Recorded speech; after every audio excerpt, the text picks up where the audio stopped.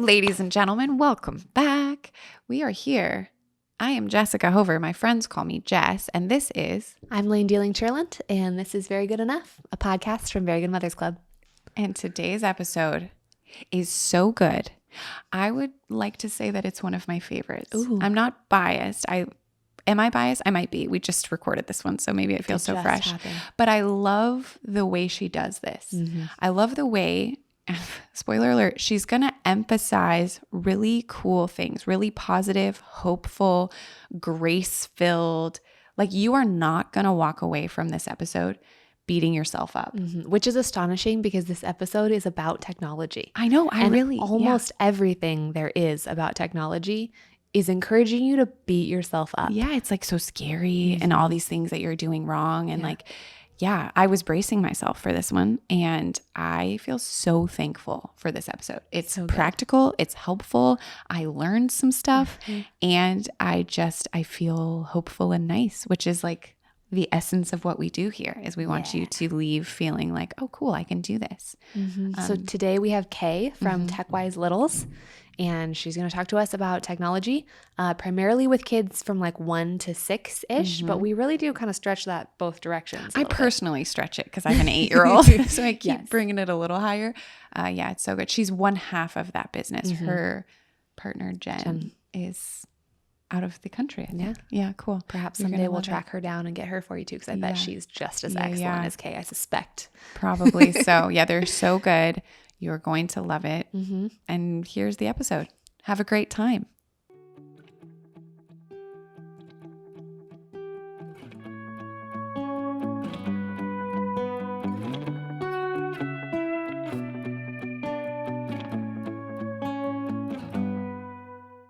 Kay, welcome to Very Good Enough. We're so excited to have you.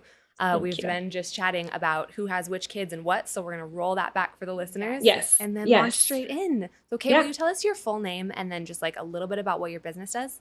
Yeah, my name is Kay de Veer, and I am an educational therapist. I'm in private practice and I'm in schools. And then Jennifer and I have another project called Techwise Littles that we launched about 2.5 years ago. And we are just super passionate about healthy screen time habits for little kids, and from day one, like literally from the day your child is born. And Jennifer can't be here. We kind of took, like I was just saying, we practice what we preach. We took the summer off from social media and just to really like concentrate on our family. So she's out of the country right now with her family, but she's got an almost 5-year-old and a 1.5-year-old, and I have 3-year-old twin boys. So we both are collectively in the thick of raising kids in this world. And particularly my boys were born in 2020. So like I am literally living what we built with Techwise Littles, and I've been living it for 3 years. And it's actually really excited to be here because when we started this 2 years ago, I had 1-year-old. So we were building this and I live it day to day. So I'm really excited to talk about our Techwise Littles. Awesome. Yeah, amazing. Do you have a question? No, I'm excited so I have an 8-year-old, 4-year-old, and then my youngest is almost 3. So they're like 15 months apart. And this is so applicable to the life I'm in. And so I'm just excited to get started. I guess what I'm wondering is like, what prompted you to start what you're doing? And then kind of what are fundamentals, like basics? I'm a mom. I'm interacting with technology day to day. Like, give me something. I'm sure the same questions get asked to you all the time. Completely. So it came out of, honestly, the pandemic. Jennifer and I, like I said, I should have shared, she's a licensed therapist and also an educational therapist. So we're both in the therapy world in Santa Barbara. We're colleagues, and we work primarily with elementary and middle school students. So we were kind of on the other side of it in our professional world and seeing the effects of what was going on with screens. And we had young kids ourselves. I had 1-year-olds when we kicked this off, and we, in this world being professionals, didn't have a playbook. Like we were Googling, saying what shows how much screen time, like we were doing that ourselves. And so we put our heads together and literally, like, honestly did this for ourselves, did all the research, but then put this into a course and put this into an Instagram, just kind of like put the information out there to have a resource, because we were lost. We were stressed out about it. And the biggest thing you said, what are like the biggest takeaways? I still hold true to this from, what we are excited about is when we built this, everything is still holding true. Actually, more research has come out to kind of defend what we built. So we're really excited about that, to see it. And like I said, like living it with my boys daily. The number one thing is do not feel guilty, because you are doing the best you can in an entirely new landscape as a parent. Yeah. So yes, there are guidelines, and I will share those guidelines, but I think we really need to take that off, being moms and dads and parents raising our kids right now, because the iPad came out 20 years ago, and it's slowly changed, and more technology, and the way that we interact with technology with our kids, like it's still new, like we're still figuring it out year to year. So I think giving ourselves grace with that is number one. And then I definitely will share guidelines. And if you're listening, you might go, ooh, don't follow that guideline. And that's why I start with that. Like, give yourself that grace that this is new, and say to yourself, I'm pioneering something new, and I'm learning as I go. And that's where we're at. And research is coming out to support various ways.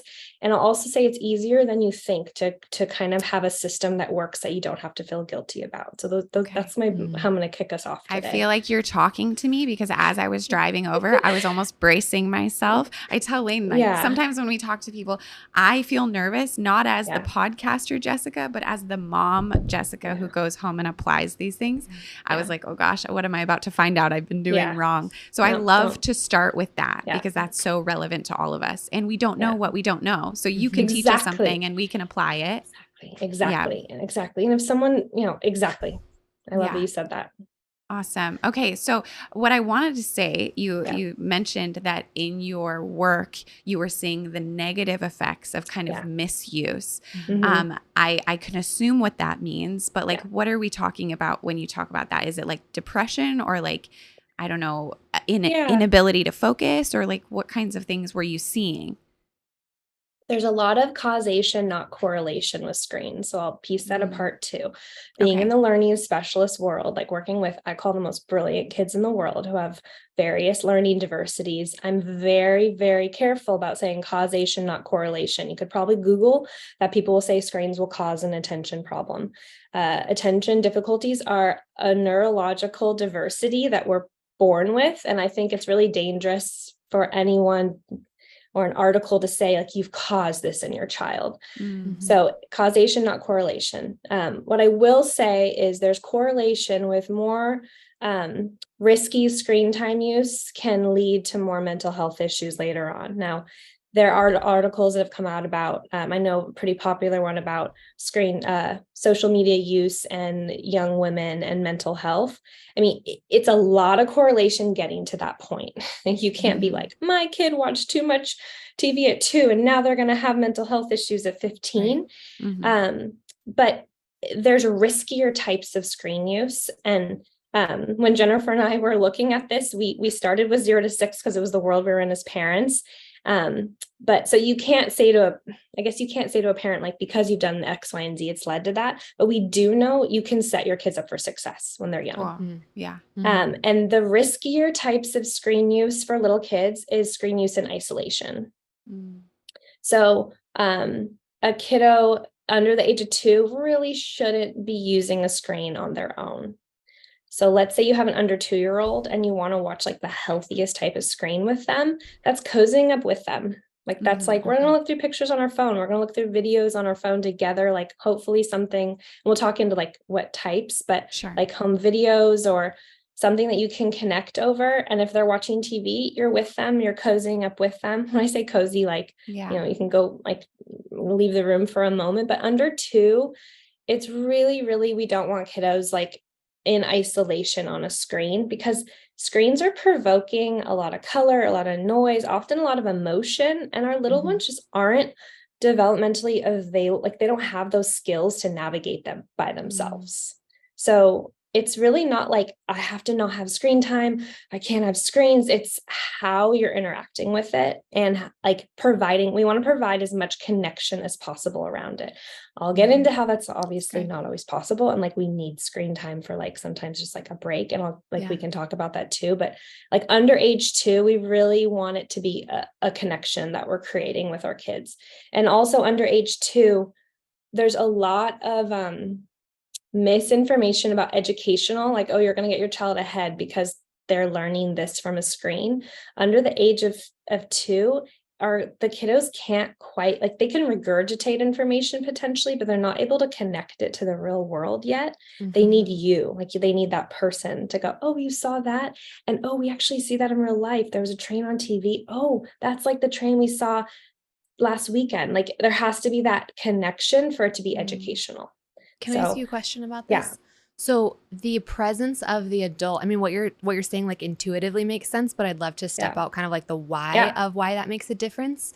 The presence of the adult being cozy with them while they're watching, is it enough just that the person is there so they're stimulated on the relationship emotional level, or is it necessary that you're like mentalizing and contextualizing what they're seeing for them? Both. I mean, we all, I know your history is in early child development, or your education, like that physical connection of you being there is like a big deal. Like, it's a shared experience. Like, you've had that experience together. And then additionally, that connection. So, as kids get older, I know with my boys, I'm not sitting there the whole time watching TV with them. Like, especially now that, like, I'll put on a show, like, kind of we'll talk about the routine around, like, preventing tantrums too. But at this point, like, they're 3, I'm checking in with them before and after the show. Like, I'm like, they're in a space where I don't have to sit there next to them. And I'm creating that connection. And we can get into that too. Like, what type of shows and things. There's kind of a few buckets. There's screen time minutes, there's screen time shows, and then there's like location and device. So I don't know if you want to go through those, or if there's like a particular What's interesting about those buckets is those are the exact questions that people asked us to ask you, is these buckets. So that would be great. And then for me, just because I want to know for my oldest, any input you have into like elementary school age kids, would love to hear. But take it away with the buckets. Okay.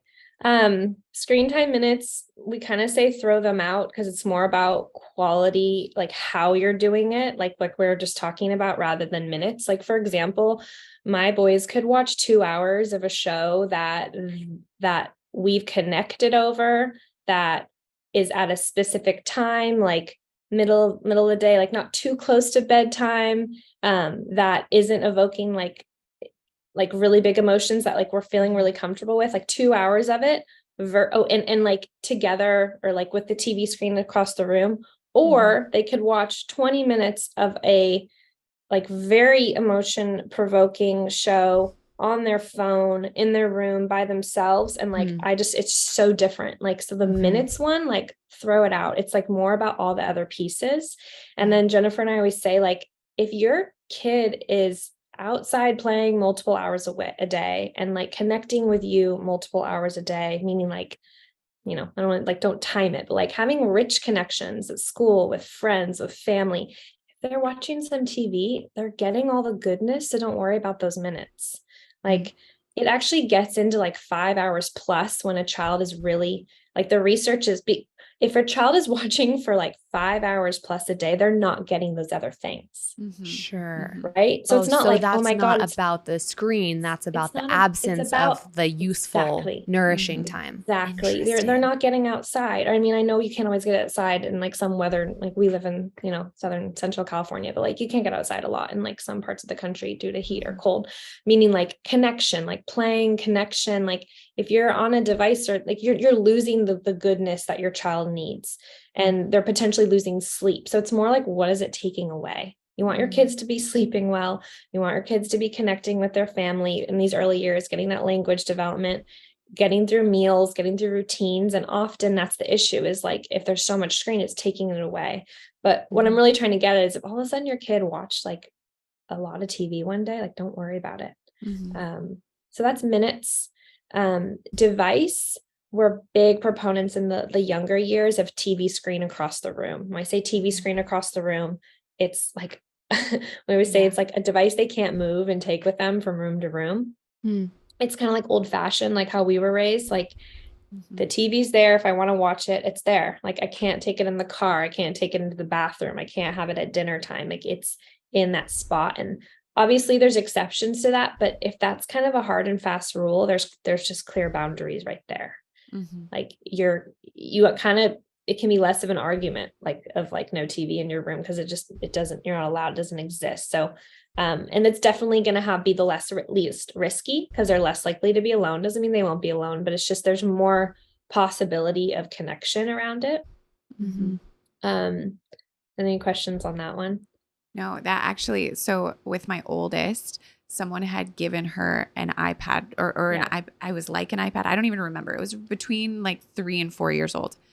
And we noticed that she would cry a lot afterwards. It was like she had this control, like she could change things. It was so much stimulation. And then somewhere along the way, I watched the Social Dilemma documentary on Netflix. And it was both Sean, my husband, and I work in social media. Technology is part of our day-to-day job. And just seeing the way it could negatively impact mental health and all of it, our immediate response was like, no more iPad for the little one. Maybe if we're traveling. And at that point, I either had a new baby or was expecting a new baby. So the iPad got put away unless we were like going on a trip. I think we used it on a plane or something. I don't even remember the details. But I knew after that, the boundary was, the TV is up. I always know what's playing. She doesn't have control. And it really did minimize the huge emotions that were happening after. So I didn't know the science of it, but I did feel like it was the right move. And so then my next 2 kids have only lived with that. And it's been a lot easier. So just to say, like, that's working for us too. That's literally how it is in our home. Like we we actually don't have an iPad for the boys, so we'll do a computer on planes. Like we went to Florida, my husband's family's out of state, so we're like, this is like a special event. Or if we're gonna do a long road trip. But I'm exactly the same as you. Like the only device that they watch is the TV screen across the room. That's cool. And then that leads into like our boundaries around our own device. From day one with the boys, it's just been, these are our tools that we use. Like I'm pretty like clear around like, I'm going to use this now to call grandma, or I'm going to use this now to text dad. And then I put it away. Like it's been pretty clear to them that this is not a toy for them to use. If we are going to watch something on it, like, well, obviously FaceTime, but if we're going to watch something like a video or look at photos, I'm like, we're about to watch this and I'm going to put it away when we're done. Like it sounds controlling, but that's not a device that they need to be using on their own. Like that's, I feel like, is the most intense recommendation from Techwise Littles, is like your device should be a tool and it should be talked about as an adult tool. And it's worked really well. Like the boys totally see my phone, but like they'll see it across the room and come bring it to me. Like, here, mama, you want to put your phone away? Like it's just like very clear that it's not something they use. And then for FaceTiming, it's like, or video chatting, it's like, oh, we're going to call your auntie. And then when it's done, who wants to turn off the button, and we're going to put it away.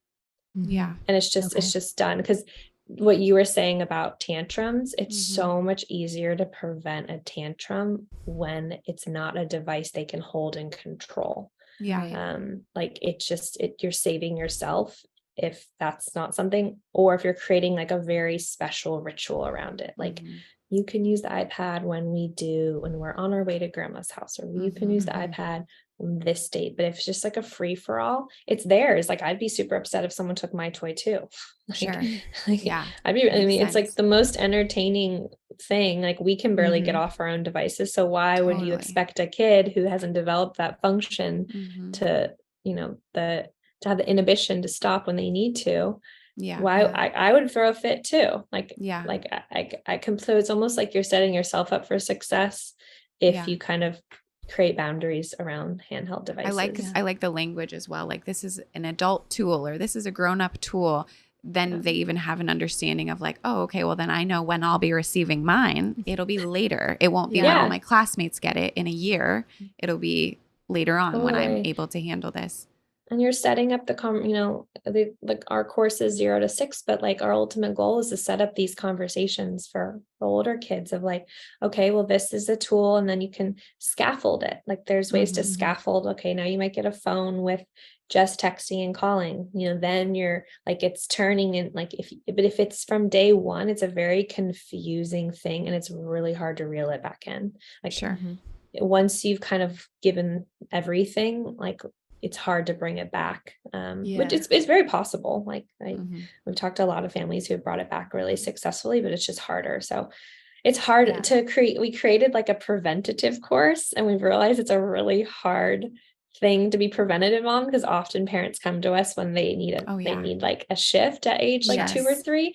And we've realized that we're here at any time, like, but it's hard to know, but we're kind of hoping like year after year, more people will be like, oh, like if I held off on this, or I pick this, or I just do TV across the room till this age, like hopefully that would become a trend. But Yeah, I want to stay with the flow of you talking about your buckets. I don't want to derail this because I love like where it's going, but I also would love to like flag that piece of the conversation, because I feel like, I mean, a lot of the people who are listening to this do have babies and are like at a good spot for what you're talking about, but most of them have toddlers or older also.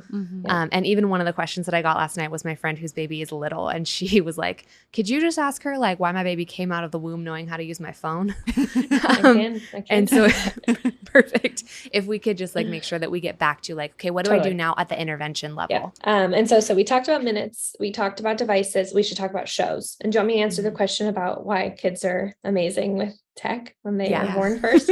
It's so intuitive. I mean, these little, like I have my phone right here. Like it was built to be intuitive. Like these devices were built to be the easiest thing possible to do. Like, I don't want to burst anyone's bubble. Your child's not a genius because they can figure out your phone. Like it's easier to sustain attention on a device. It's easier to figure it out. Like it's built to be the most intuitive thing and to hold your attention. Really, the genius is the people who made the tech, who don't let their own kids use it because they understand. Right. So it's built for it. It's exciting. And it's supposed to be the easiest thing. And attention on a device like that is not actually, so paying attention is being asked to keep your focus on something while you're pushing out other things that you need to maintain that focus on. So like if your 8-year-old's having a conversation with you and something else is going on in the background, he has to stay. Is it your son or daughter? It's my daughter. My oldest is my daughter.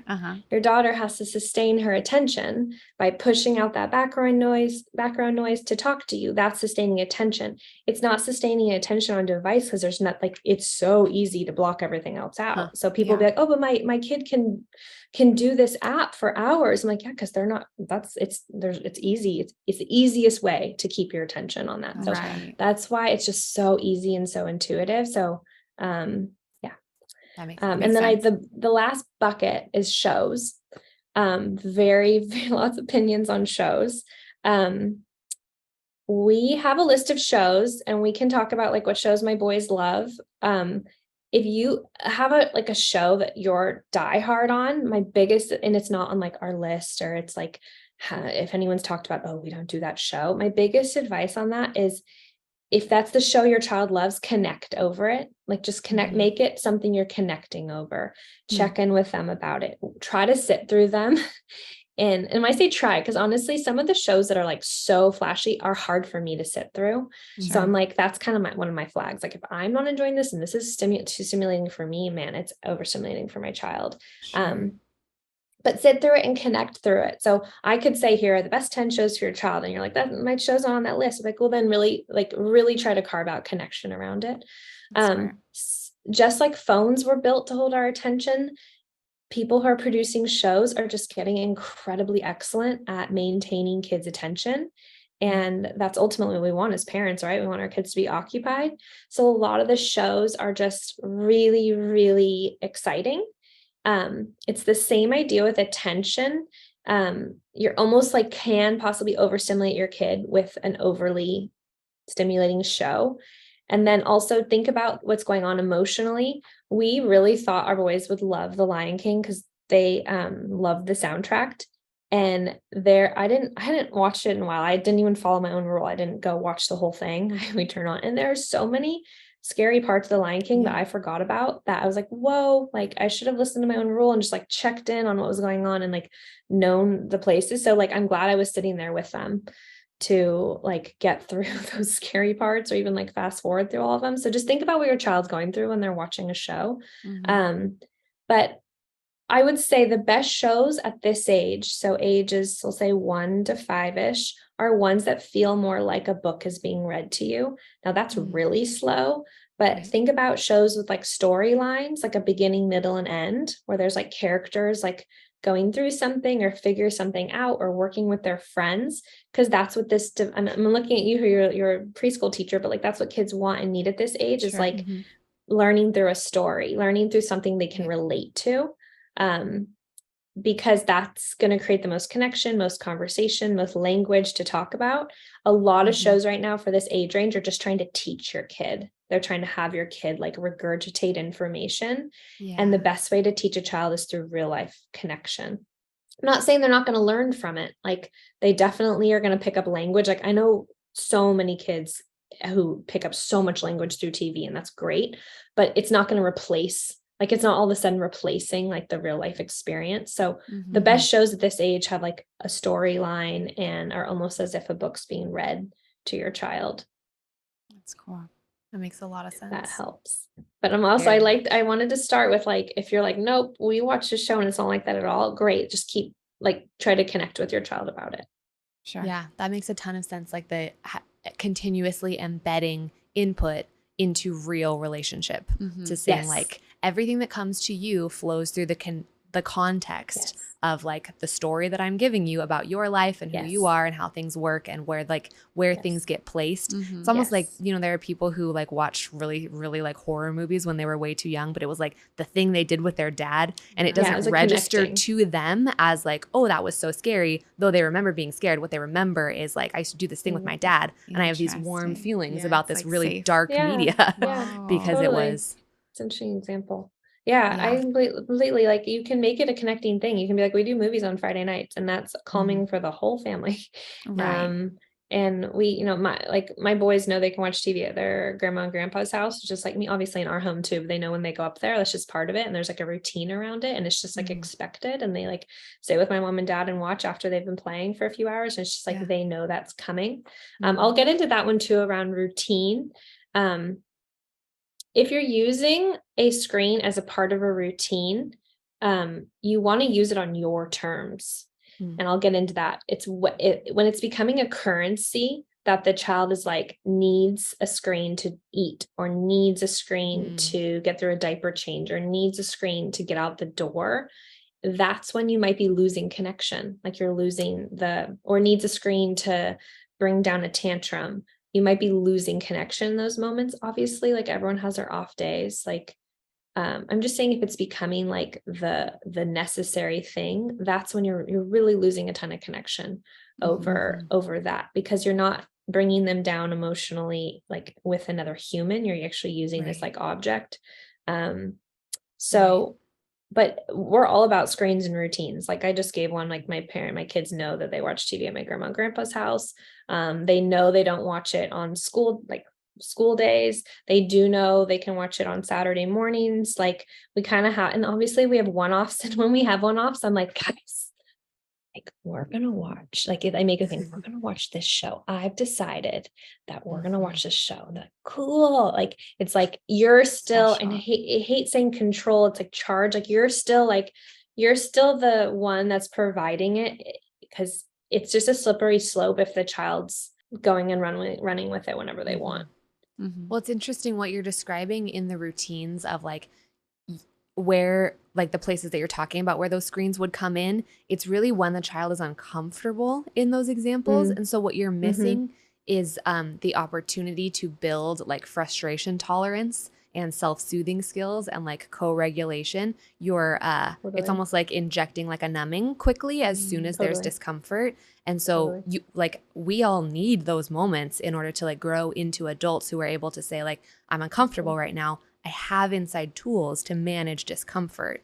Like instead you just go to look for the thing that like, I don't know, it's visual audio medium, but I'm over here just being like trying to get that stimulation to get me away from the bad feeling. Yeah. So, and every kid is so different. Like I have twins. I have like the ultimate science experiment. One of my boys has a much harder time moving away from a screen. Much harder time, requires a lot more prep. He's just a much more sensitive kiddo. He's just incredible. And I know that about him. Like one of my boys, I could honestly turn it on and then turn it off mid-show and he could care less and go play with his trucks. Where my other one that the whole world would be crumbling down. And so like, we talk about how long, and if I need to finish something and I'll go, hey buddy, like, we're going to do one more. Okay. And he'll, okay. Like I could just let him know. And then I sit with him like a minute or two before we end. And sometimes he's still upset. Yeah. It's just, he's just, man, it's wild having twins. It's just such different. And he has so many beautiful attributes. And I've learned that he reacts differently to that stimulation from the screen. So I think that's a really important one for parents too. Cause like your friend might have a kiddo watching TV and it's like no big deal. And then for you, it's like a 10-minute meltdown when you turn it off. So just really noticing your child, noticing their sensitivities. Often the most sensitive kids are seeking it. And like, as a parent, you're having a little bit of a harder time. So you need it more. So you can see how that could turn into a slippery slope too. Yeah. So it's kind of tricky, but I am living the like 2-kid life at once. And it's like kind of wild to see how much they react differently. Yeah. What do you attribute that to inside? Like if parents are looking at their own kid, I think one of the things that is a struggle for parents often is that not everyone has seen the sheer number of kids that you or I have seen. And so they just have their own and then like a handful of friends or their sister's kids to be comparing to. And if you only have seen a small data set, it can feel like the differences are so huge. So big. And I think I often hear from people this, like I hear behind the question, this fear of like, is mine the one that has like, there's something wrong here? Am I doing something wrong? Is my kid just like extra whatever? Yeah. So is there like a breakdown for you inside of like kids who are more like this tend to experience it in this way? Yeah, like if your kiddo is just more sensitive and taking in when I say there's multiple sensitivities, there's emotional sensitivities, and then there's how like actually sensory integration, which I've done a lot of work on, and my thesis work was on in education. So our kiddos in the years 0 to 6 particularly, but you're still developing your senses after that, are all integrating all your senses. So obviously the ones we know, but there's also what's called a proprioceptive sense, which is like how you're feeling balanced. Like I'm balancing in this chair right now, getting really scientific here. And there's like proprioceptive is also like how you're feeling in space. Like I'm this close to my desk. Vestibular also overlaps a lot with balance, like how you're feeling going down a slide, how you're feeling on a swing. So those are the ones that you don't hear about as much. And then there's interoceptive, which is like feeling hot and cold. So these are all foundational senses that are being integrated. And when kiddos, and then on top of that, obviously there's auditory and smell and touch. Our kiddos are developing those all day, every day at this age. And if a child is having a harder time taking in one of those senses or all those senses, they can just have have a little bit more of a sensitivity to the world. So that way, that means they could react a little bit differently to the world. So like one of my kiddos like reacts a little more differently from auditory sounds. So you could have a child who's reacting more sensitively to auditory sounds or less sensitively, more sensitively to vestibular, like they're all on a spectrum. So that's why like, we really can't compare kid to kid because that kid could be like completely regulated in one sense and like a little less regulated in another sense. And most people fall somewhere. Like you could probably right now go like, oh, I'm super like this sensitive, like, or I'm, like I'm a little more this, like most of us have a different way that we take in like sensory information. But it really, really comes out differently with little kids because they're in the age where they're developing it. Like it is not developed. It is a work in progress. It's under construction. So that's a long coming back to, therefore they're going to react differently to a sense that's like a stimulation that's coming from the screen.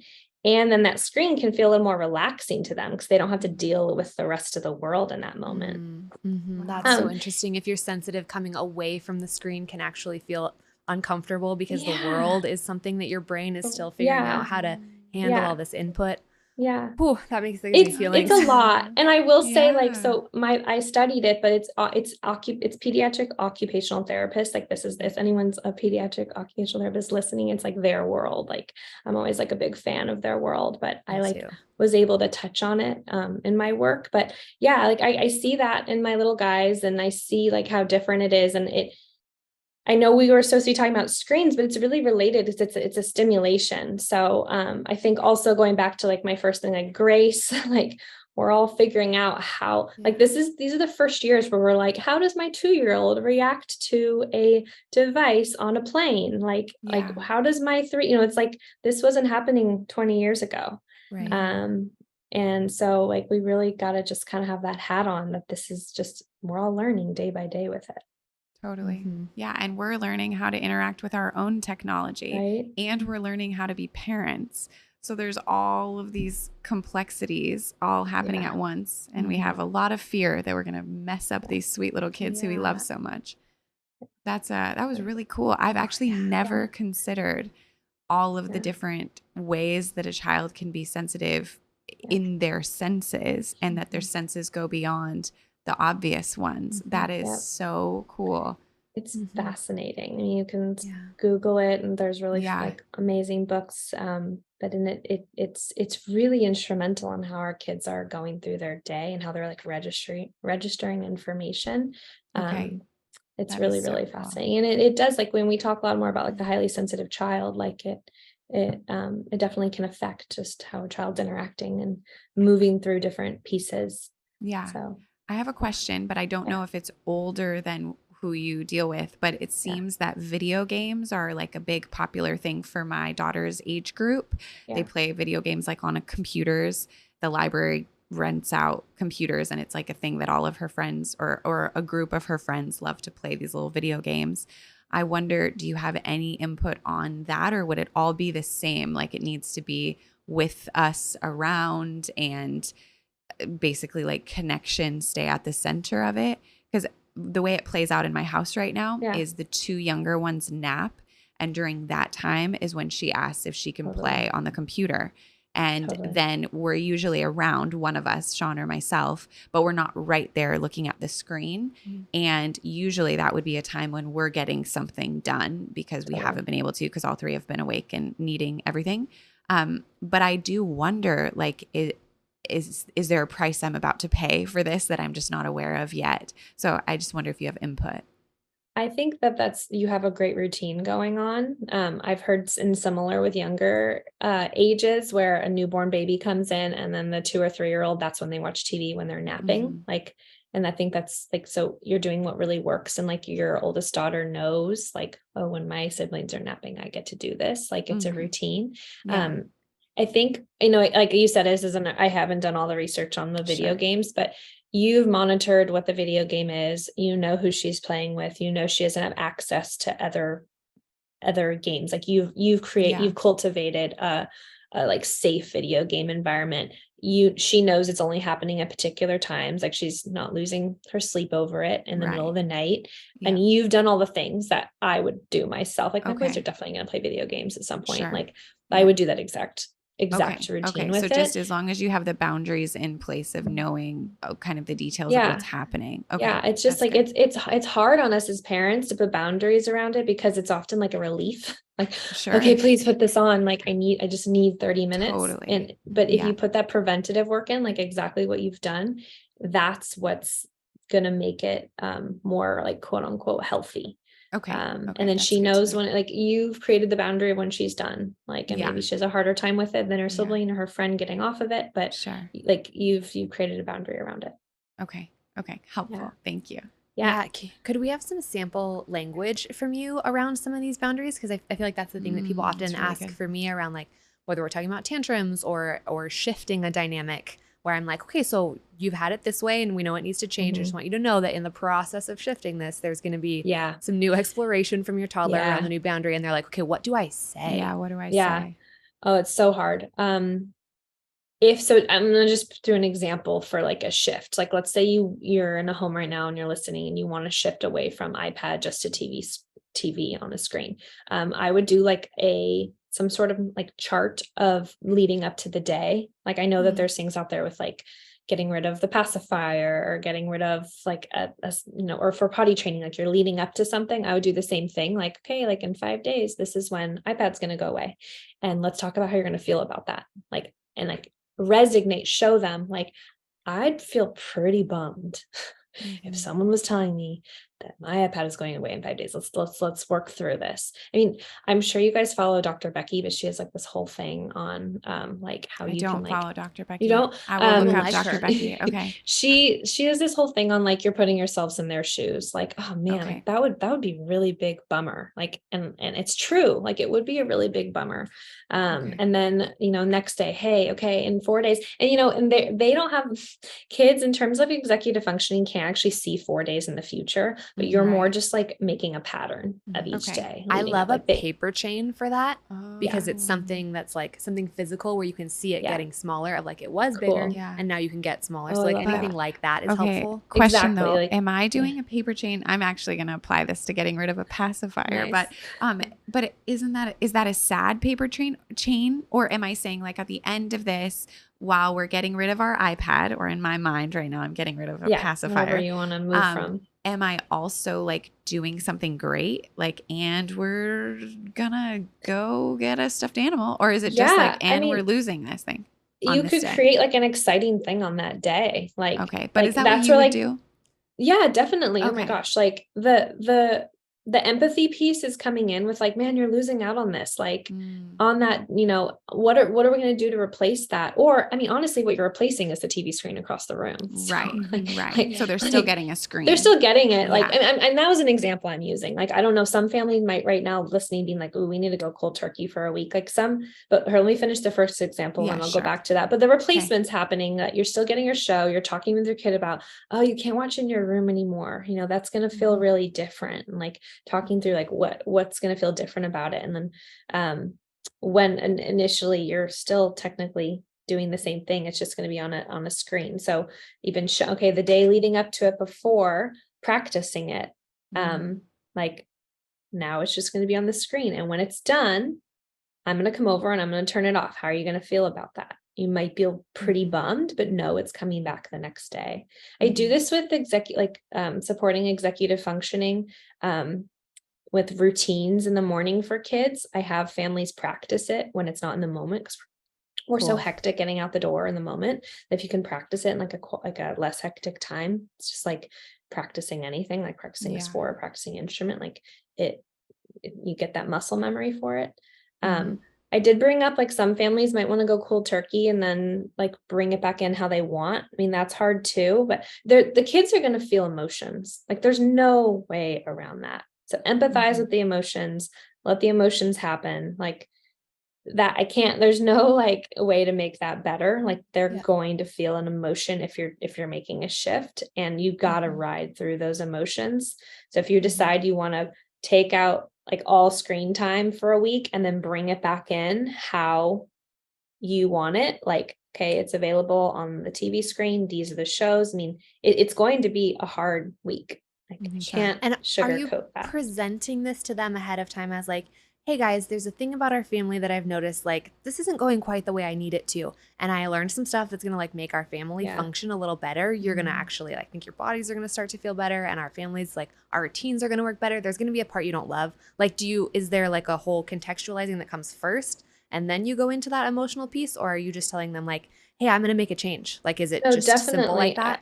I definitely think providing the information, obviously like age range is going to make a difference. Like I could do that with my kids now, but I think if they are like 1, I mean, it's almost, you're going to have a few little meltdowns over, but then they're not going to know any different. Like it's almost like you're still like, I hate like saying that, but like you could probably change your routine a lot easier when kids are younger. It's like at this age now, there'd be a lot of pushback if all of a sudden there was like I would have to talk through it with them, and I would definitely talk through it with them. And then, like I was saying earlier, you have a kid who's reacting a little bit differently. So you're going to have to navigate how they're reacting with it. But if you're cutting cold turkey, brainstorm with them other things they can do.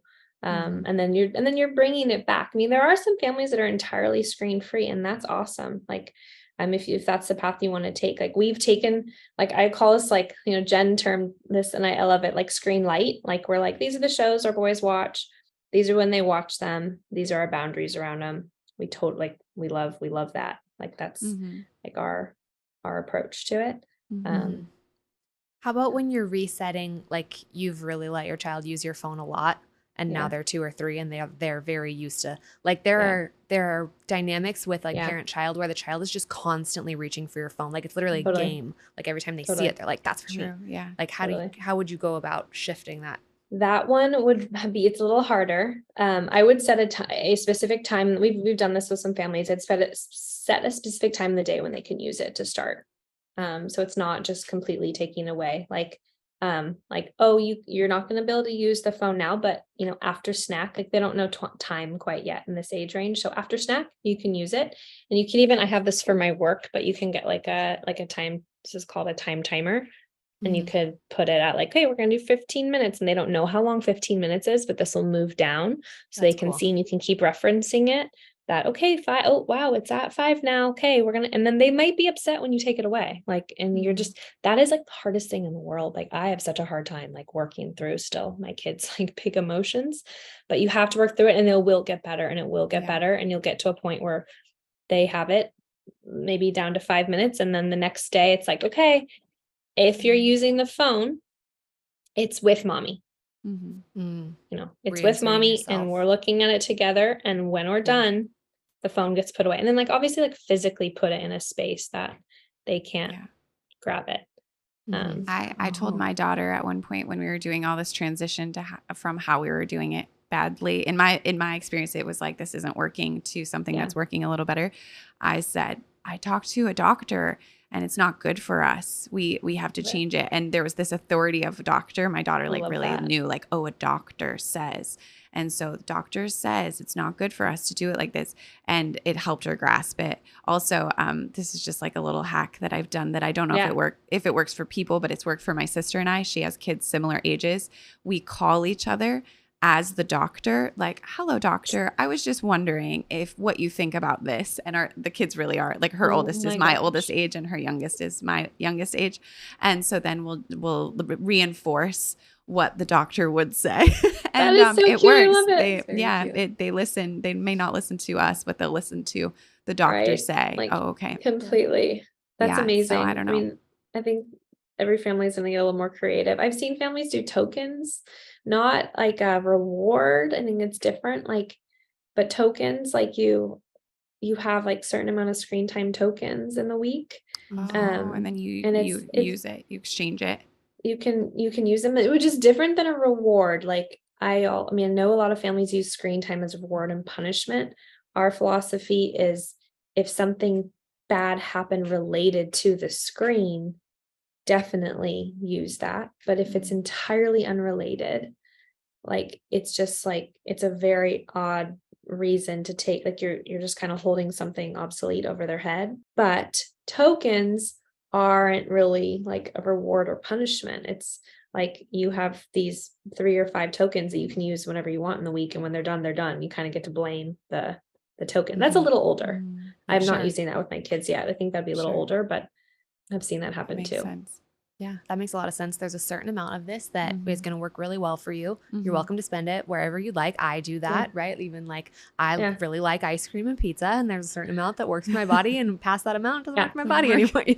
That makes, I think there's like a lot of logic to what you're saying there. Yeah, it makes a ton of sense. And I found in our house, like Sean, my husband, when he's with the kids, he doesn't love screen time with them. He doesn't love the downfall after if he's taking it away. Yeah. But if he does no screen time, but instead like brings out the Magna tiles and they're all playing, nobody's upset because they get together time, like the parents there, so I feel like there is a daunting element to like, oh no, I'm going to take something away and they're going to feel sad.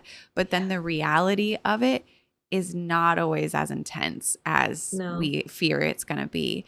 So I don't know, just trading it off with something else fun. The kids are so adaptable. Yeah, they really are. And we get stuck in these ruts. Like I spoke about this on a previous show, but one of my boys had he needed to be on like a nebula. I don't know if you know what a nebulizer is, but okay. It's like he had to like breathe in this like steroid for his anyways, he had a bad cold and he had to breathe it in 3 times a day for 2 weeks and sit still. This was probably 6 months ago. And we were just like, there's no way we're doing this without screens. I didn't like there was no way. So we were watching a lot of TV, and we totally got stuck in a rut of like, oh, well, that's what we need to do this. And then it got really hard to get out of it. And we had to use our own, like, we had to, but so the same thing we've been talking about, like the night before we were going to switch it up. I just said, you don't need to use your nebulizer, or I didn't say that word. What did I say exactly? I remember saying to my boys, tomorrow morning when you wake up, no, there's not going to be shows. I know you're not going to like that. They're not going to be there. And they didn't really quite get in the moment. But when we woke up the next morning asking for shows, because the nebulizer had to happen first thing in the morning, last thing at night, and midday. So it was like we were waking up and doing it. And in the morning, I said, remember last night? I said, not this morning. It probably doesn't feel good. Like, so there was like prep. And it took a few days, but then it went back to normal. Yeah. But I'm only bringing it up because we totally fell into a rut with it. And then I remember getting like a little anxious of like, oh, they're going to be really upset. Like, maybe we should just do it because that will be easier. Like, this is just like something we've been doing. It's been working, but, we had to snap out of it. So that's an example of like, sometimes things just happen. Like your kids get sick and you have to work, and like, it's going to take a little bit to like come back to your routine, but it's kind of like I don't know if you call it like the 80-20 rule or the 70-30 rule, but if you kind of are like in a routine most of the time, and you like have these shows that you like, and you have these boundaries, like you're going to fall out every once in a while, and then you'll get back on.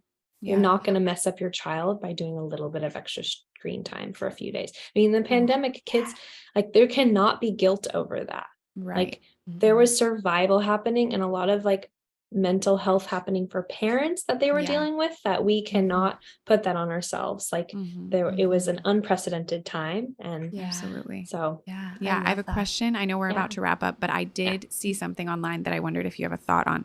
It was a woman explaining that she didn't believe it was good to use screens while the parent is like prepping food or doing something, because it creates a dynamic in the house where kids feel like, I think if I understood it right, basically like kids feel like their role is to be entertained and mom's role is to cook and clean. And so she believed, and maybe there's a book out about this because other moms are like, yeah, I thought that too.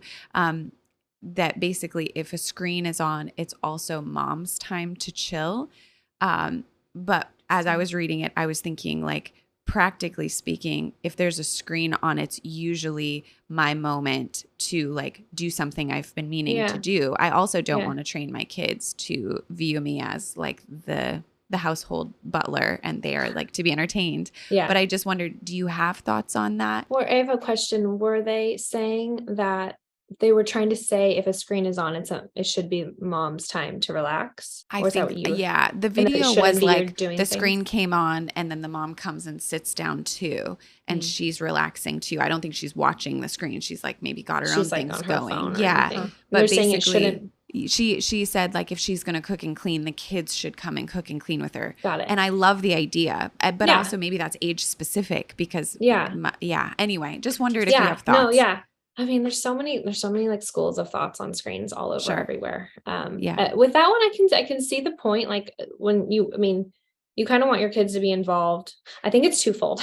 You want your kids to be involved, like with things, and that's part that creates connection. Like how you're cooking in the kitchen, how you're cleaning. Like there's little developmental things that kids can do, and then there's things they can't do. So like giving them like a little job in the cleaning and cooking experience. But then also like, I don't think it's a big deal if your kid's watching TV while you're getting something done. If that's what's happening every single time, like every single time you're in the kitchen cooking, that is what your child's doing.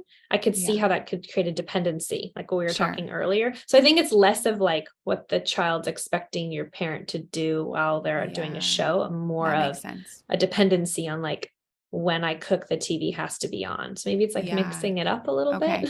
That makes sense. Yeah. Okay. Yeah. Cool. Oh, it's so nuanced, right? Like that example right there to me is like, that person's having an experience with it. That sounds very, very, very valid. And I very much agree with that school of thought. And that's really nuanced. Sure. Yeah. So we could. That makes sense. Yeah. Okay. Cool. That's helpful. Yeah, it's so tricky. There's like, oh man, the stuff that like now that like we've been in this world for 2.5 years navigating, like the stuff that comes out about like what shows and like this show's gonna ruin your child. And like, there's a lot of fear, like fear happening around it. And like that is not our intention. It's like I've said this before. I know we got to go. We have boundaries around sleep for our kids. We have boundaries around food for our kids. We should have boundaries around screen for our kids. Like it's like just how it should be. But are you going to have an off day with sleep? Yep. Are you going to have like dessert for dinner sometimes? Yep. Like that's going to happen with screens, but sure, we need to have boundaries around it. And it just should be like a natural part of how we're raising our kids now, to have those boundaries. And it shouldn't be like this big stressful, guilt-provoking thing. But I guess now like sleep and food can everything be too. Is. So everything is. That's true. Yeah. So yeah, interesting. It's all so interesting. It's so interesting. I was just talking to a friend yesterday who was in town with her 3 kids, and they were talking about, they were on a drive. They had like stopped over in LA on their way somewhere else, and we're talking about iPad in the car. And I just was thinking, gosh, that is like, parents used to just suffer during travel, you know, like in previous day, in like the days of yore, like that just was a thing that was so anxiety inducing for parents. It was like, I don't know what we're going to be in the car for 8 hours and it's just going to be hard. And being like, dang, what a great use. Like what a lovely time to be alive and have this tool that nobody had before. That is like, such a gift. Yeah, numb out a little for a second, bub. It's gonna be a while. Like we're doing a weird thing, and this thing can help you completely. And it just is so nuanced like that. Yeah. Because also like there are ways that it can go so wrong, or that you can miss out on so much of like what's good in life and what's needed in growing because of this. I guess are there any like large principles that we can leave with to say like, think about these things as you try to navigate this barrage of content telling you this way and this way, and there's all these ways to feel bad and destroy your child's brain. Like, here's just like hang on to some of these things as kind of a buoy while you go through and try, does this fit well with my family? No, and maybe I do want that piece. Yeah. My gosh, that's such a good question. There's so many pieces in it. There's you being the best parent for your kid. And if that is neat and being safe on the road, like if there's, you know, in that particular example, if you're in the car for a long time. So in that particular example, what I would do is I would say, we're going to watch this for this chunk of time and created an offering. And then if something crazy happens, like I always say, it's put it back to like, you've decided that you've brought this back out. Like, oh, I've actually decided that we're going to watch one more special show for that example. But an overarching goal for this is just give yourself grace and ask yourself, is my kid getting the goodness in the day? So on a road trip day or sick day, like, are they getting that time when we get there? Are we doing extra, connection before we go? Like, and just try to look at it that way. Like, did they get their sleep? Did they get their connection time? Did they get their food time? And then kind of let screens play the role that you feel comfortable with. That would be kind of my bigger thing. And I hope taking away from this, we talked about like every kid's going to react differently. Every family has different needs, but I think you can kind of hold pretty strong. Like, is my child getting that love and connection that they need, and the sleep and nourishment that they need? And I think you can kind of see how screens could fall in a more healthy way. And then with the little kids, trying to have it be less of an isolated experience. Yeah. I absolutely love your style. I thought we would go into this. I knew very little. I thought we would go into this like, don't do this, don't do this, don't do this, don't do this. I love the emphasis on connection, like nourishment of the things that matter most. Yes. Because that gives me like hope and a place to focus, and then screens become the tertiary thing. Hey. Lane taught me that word. I love how you just said that. I mean, it doesn't help anyone to bring more fear. Like we could talk about all the research articles and all the things, but screens aren't going away. Sure. Like they're not going away. So it's more giving a parent, like you were just saying, like, what's a bigger guiding light? That I love that you asked that, like, to navigate this and be like effective as this world keeps coming at us. Beautiful. Wonderful. Well, we're going to link, when this episode comes out, we're going to link both your guys' guidelines about how to prevent tantrums. Tantrums and toddlers go very together in my brain. But that, and then also your course. And is there anything you want to say about either of those two things so people can like optimize them or? Yeah, you can sign up. It's 5 ways to prevent tech tantrums. And we talked about a lot of them today, prep and holding through the emotion, letting that emotion happen. And then the course is super user friendly, and it's Jennifer and I just sharing all these tips and tricks and more. And there's a lot of really great PDFs that come with it. Like we have our list of shows, list of like apps for little kids. And there's a lot of actually interactive stuff in there, like how to get on the same page with your partner around tech in the early years. So it's full of a lot of goodness. So I hope you enjoy it. Awesome. Amazing. Thank you so much. Wow, Kay, thank you for being here. Yeah. What a wealth of wisdom you just gave us. Thank and you. we're last thing I'll say is we're here as a resource. Like obviously we're off Instagram in this moment, but you can email us techwiselittles@gmail.com and then Instagram us and if any questions pop up. Thank you for doing what you do. On behalf of all of us, we need it. All right, guys, we told you it would be good and we delivered. It was good. Before you go, I just want to remind you, we have an amazing community that you would love to be a part of. It's called Very Good Mothers Club. We're going to link it in the show notes.